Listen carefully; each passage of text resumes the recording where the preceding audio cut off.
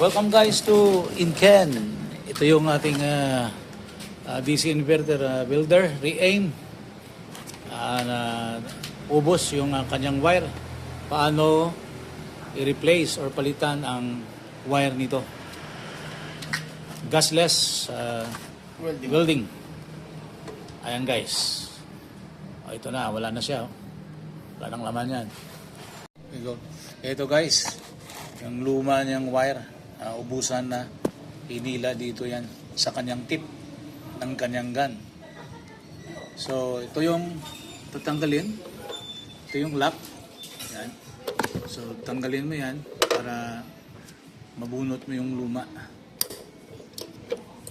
Ayan. So sa Re-aim, ito yung kanyang proseso. Sa Lotus ganun din, at sa ibang mga brand. So Arcsmith yung brand ng ating gasless wire. Ayan guys. Amperes.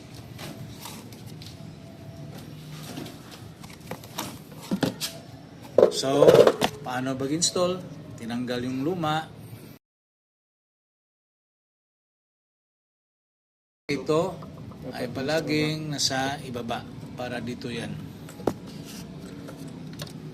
Balik natin yung lock na spring.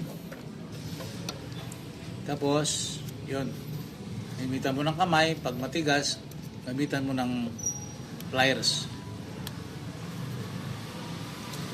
Sunod, yan, i-cut mo yung dulo para tuwid at mapasok na dyan.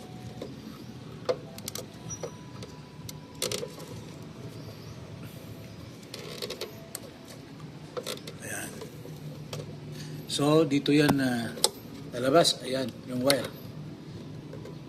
Be sure na ang wire ay makakapasok sa wire din ng gun. Ayan. Ayan. So, then, push forward. Ayan. Nakapasok na yung wire natin dyan, guys. Ayan. Tapos balik mo yung lock. Tapos balik yung lock. Tighten. Tapos, i-tighten mo yung kanyang lock. Check kung sa groove.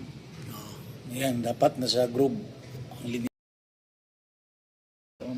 Tapos, ito, switch on guys. And, yun.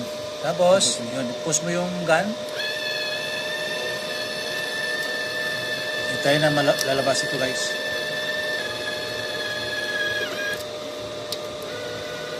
Yun na guys, yung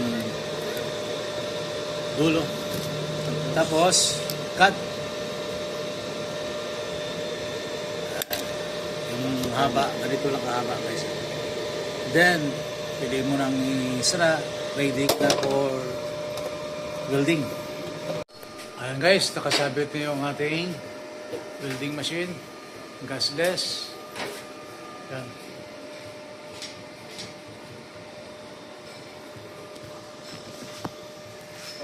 Okay.